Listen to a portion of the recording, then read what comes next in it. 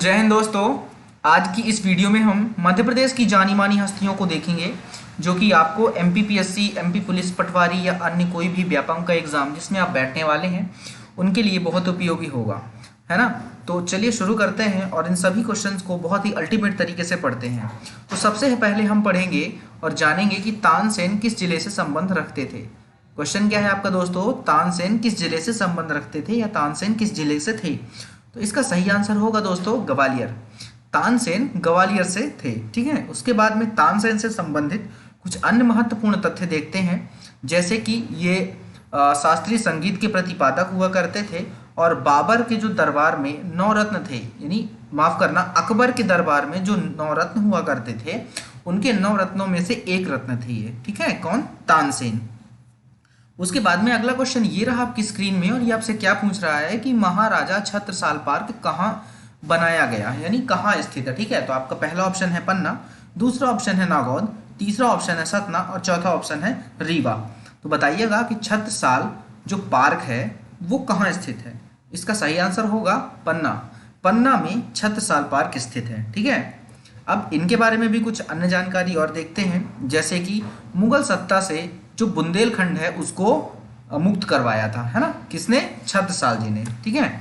उसके बाद में अगले क्वेश्चन की तरफ बढ़ते हैं और अगला क्वेश्चन आपसे ये पूछ रहा है कि रानी अहिल्याबाई कहाँ की रानी थी। रानी अहिल्याबाई कहाँ की रानी थी। आपका पहला ऑप्शन है महेश्वर, दूसरा ऑप्शन है उज्जैन, तीसरा ऑप्शन है भोपाल और चौथा ऑप्शन है रीवा। तो बताइएगा कि रानी अहिल्याबाई कहाँ की रानी हुआ करती थी। तो इसका सही आंसर होगा दोस्तों महेश्वर। रानी अहिल्याबाई महेश्वर की रानी हुआ करती थी। कुछ अन्य जानकारियों की तरफ बढ़ते हैं, जैसे कि इन्हें समाज सुधारक के नाम से जानते हैं, विख्यात जो विख्यात हैं, है ना, प्रशासन के लिए विख्यात हैं और सुंदर घाटों का इन्होंने निर्माण करवाया था। तो इन सारी चीज़ों के लिए हम इनको जानते हैं। किन चीज़ों के लिए? जैसे कि इनका जो प्रशासन था वो बहुत अच्छा था, उसके बाद में ये समाज सुधारक थी, है ना, और घाटों का निर्माण इन्होंने करवाया था, इसलिए इनको याद किया जाता है, ठीक है। उसके बाद में अगले क्वेश्चन की तरफ चलते हैं और अगला क्वेश्चन आपसे ये पूछ रहा है कि रानी दुर्गावती कहाँ की राजकुमारी हुआ करती थी। आपका पहला ऑप्शन है मंडला, दूसरा ऑप्शन है डिंडोरी, तीसरा ऑप्शन है गोंडवाना और चौथा ऑप्शन है त्रिपुरी। तो बताइएगा कि रानी दुर्गावती कहाँ की राजकुमारी हुआ करती थी। इसका सही आंसर होगा दोस्तों मंडला। रानी दुर्गावती मंडला की राजकुमारी हुआ करती थी, ठीक है। इनके बारे में भी कुछ अन्य जानकारी देखते हैं, जैसे कि इनका विवाह गोंडवाला, जो एक गोंडवाना जिला था वहाँ के जो राजा थे, जिनका नाम था दलपत शाह के साथ इनका विवाह हुआ था, ठीक है।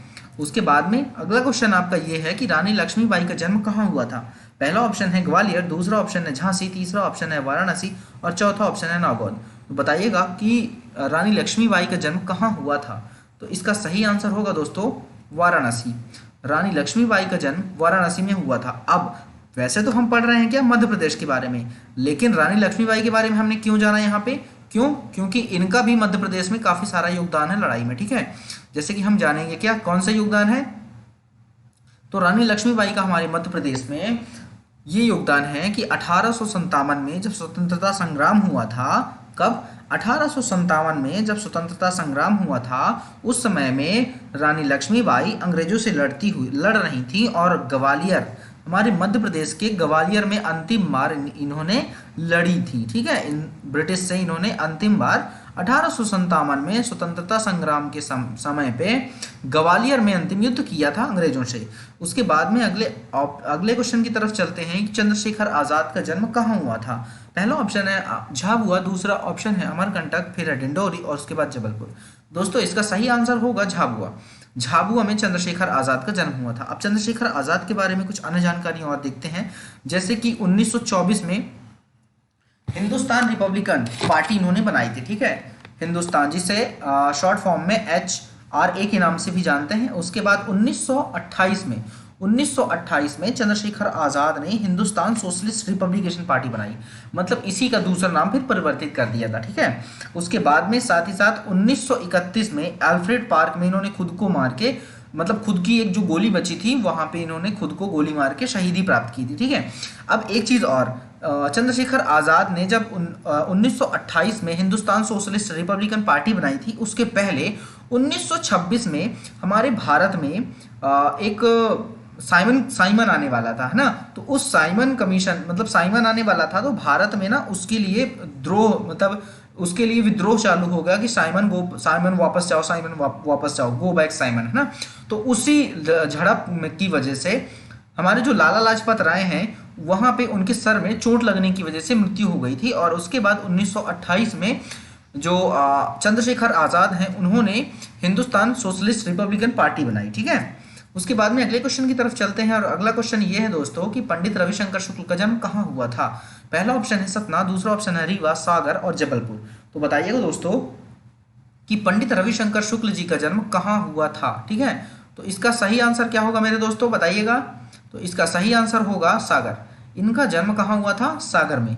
सागर में पंडित रविशंकर शुक्ल का जन्म हुआ था। इनके बारे में कुछ अन्य तथ्य देखते हैं, जैसे कि ये अविभाजित जब मध्य प्रदेश था तब मध्य प्रदेश के पहले मुख्यमंत्री थे। कौन थे, पहले मुख्यमंत्री थे कौन, पंडित रविशंकर शुक्ल। ये कहाँ से थे, सागर से थे, ठीक है। उसके बाद में हाँ, सागर की एक चीज और, सागर में डॉक्टर हरि सिंह गौर विश्वविद्यालय है, ठीक है। और डॉक्टर हरि सिंह जो थे उन्होंने अपनी एक आत्मकथा लिखी थी जिसका नाम क्या था, 7 लाइक्स। और उन्होंने एक किताब और लिखी थी जिसका नाम था द स्पिरिट ऑफ बुद्धिज्म। ये 2 चीज आप एक्स्ट्रा याद रखिएगा, ठीक है। उसके बाद चलते हैं शंकर दयाल जी के पास। शंकर दयाल शर्मा जी का जन्म कहाँ हुआ था। तो आपका पहला ऑप्शन है भोपाल, इंदौर, ग्वालियर या फिर जबलपुर। बताइए दोस्तों शंकर दयाल जी का जो जन्म हुआ था वो कहाँ हुआ था। तो इसका सही आंसर होगा भोपाल। शंकर दयाल शर्मा जी का जन्म भोपाल में हुआ था। कुछ अन्य तथ्य की तरफ चलते हैं तो ये भारत के 9वें राष्ट्रपति थे और एक विज्ञान और शिक्षा शास्त्री भी थे और 8वें उपराष्ट्रपति भी थे, ठीक है। ये एक्स्ट्रा फैक्ट के साथ लिख लीजिएगा। उसके बाद में चलते हैं अगले क्वेश्चन की तरफ और अगला क्वेश्चन आपसे ये पूछ रहा है कि विजया राजे सिंधिया किस जिले से संबंधित हैं। सागर, दमोह, जबलपुर और सिंगरौली।